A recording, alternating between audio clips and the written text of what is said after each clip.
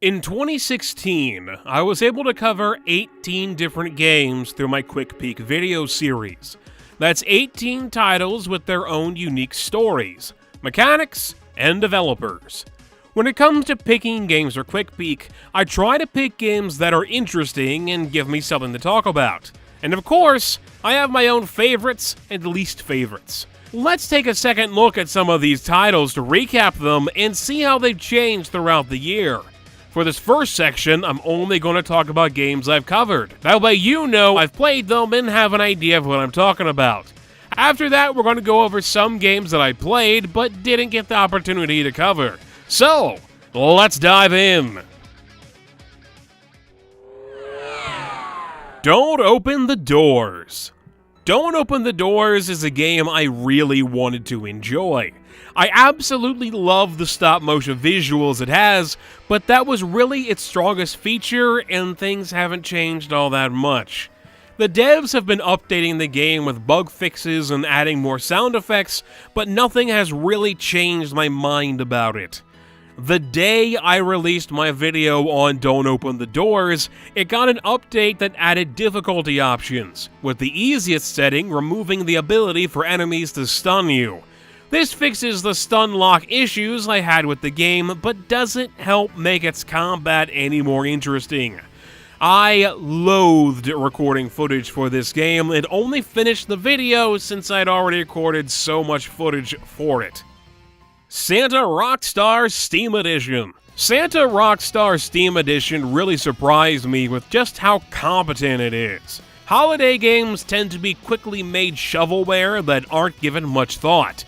For some reason, the devs of Santa Rockstar seem to really care about making a decent product. It was a huge pain in the butt to get my Guitar Hero 3 controller working correctly with this game, since sometimes buttons just wouldn't register. But I blame that on the controller more than I do the game. As a side note, I ended up getting the soundtrack for the game off of Steam and found myself feeling a bit ripped off. The soundtrack that's sold as DLC isn't the music from the game, but instead just recorded audio of someone playing each track perfectly. You can even hear the sound effects that play when you get a note streak, as well as the sounds of the cannons going off in the background in the audio files. It's ridiculous, and I can't believe they're selling this as the game's OST. Steamworld Heist. Steamworld Heist is the game I most enjoyed that I covered this year. It's a fantastic strategy game with a lot of depth. I wasn't super into Steamworld Dig and never played Steamworld Tower Defense, so I didn't really know what to expect from this game, but was pleasantly surprised. The game gets really difficult towards the end, and I've still not been able to beat it on the hardest difficulty. The Deadly Tower of Monsters. If Steamworld Heist is my favorite game, Deadly Tower of Monsters is a close second.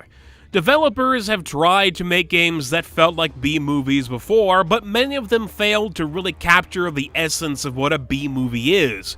A film with tons of passion behind it, but not necessarily the budget or experience it needs. Around the time this game came out, I started watching a TV channel called Comet a bit, which plays almost nothing but old B-movies, and Deadly Tower of Monsters let me experience those films from a new perspective, while also just being really funny and well written. It not only goes over what you would see in the final product, but also the things that go into making it, and constantly breaks the fourth wall. Gameplay-wise, the game isn't super strong, and it really could have used some more in-depth combat, but with its dedication to its theme as well as its humor, I couldn't stop playing it till I finished it. Cubot. Cubot was a bit of a mistake. I was desperate to cover something at the start of 2016, so I covered the first thing I could get my hands on. I didn't really have a whole lot to say about Cubot, as it's pretty much self-explanatory, but I did my best to try to keep things interesting, though I'm not sure how much I succeeded in that. And now for some games I didn't cover but played anyway. Darkening Dungeon. Darkest Dungeon was a game I wanted to cover, but ended up not covering it due to everyone else covering it. I have to be very careful when I pick games for quick peek videos. If I pick a game that's too popular, my video ends up being white noise, since people with larger audiences would have already talked about it to death. Darkest Dungeon also had an early access period, which let people know pretty much everything about it before it released, and since I try to make my videos relevant for as long as possible, I don't cover a game till it's fully released. I'm only going to cover a game once, and titles can drastically change while in early access. Still, I enjoyed my time with Darkest Dungeon throughout the year and plan on playing more of it, even if it does sometimes feel a little too unfair. I do hope to stream a lot of this game on the Mega Show over on twitch.tv/MegapiemanPHD if I can figure out how to get it to work well with my streaming software. Shadow Warrior 2. I was very disappointed with Shadow Warrior 2. I like all of the previous iterations of the game, be it the Build Engine original or the 2013 remake. Flying Wild Hog made a really good single-player FPS with the 2013 version of Shadow Warrior, but almost all of what I liked about it was changed or removed for Shadow Warrior 2. The focus on multiplayer co-op made playing the game on my own annoying, as enemies were bullet sponges and combat encounters were generally uninteresting. They turned the game into a looter shooter like Borderlands, and while I like Borderlands enough on its own, it really isn't what I wanted out of Shadow Warrior 2.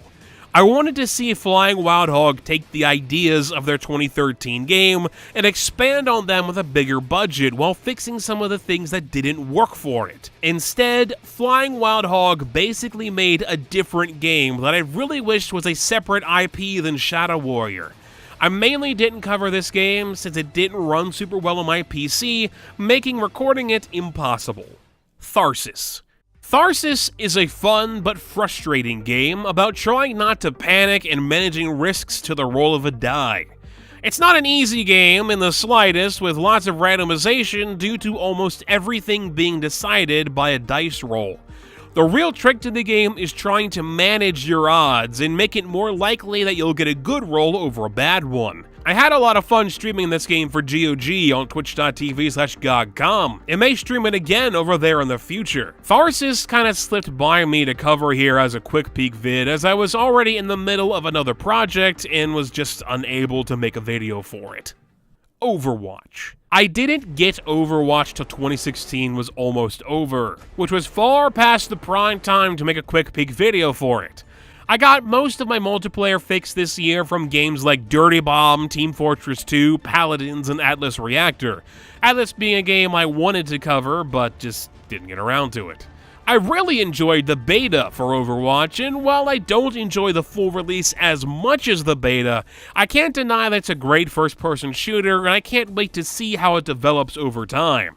I wasn't able to cover a lot of games this year due to a multitude of reasons, but these are my favorite and least favorite games I covered and didn't cover. There were a lot of titles I was unable to get around to making videos for, and I still may cover some of them if I get the chance.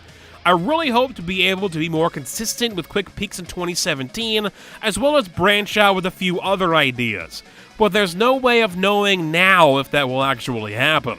Thanks for watching. Please let me know what some of your favorite 2016 games were in the comments section. I'm Megapieman. I'll talk to you guys later. Want to keep track of this channel in 2017? Well, then you can always subscribe. Or, if you want to see some of the games I talked about a bit more in-depth, on the left, I talk about Don't Open the Doors, and on the right, about Santa Rockstar Steam Edition.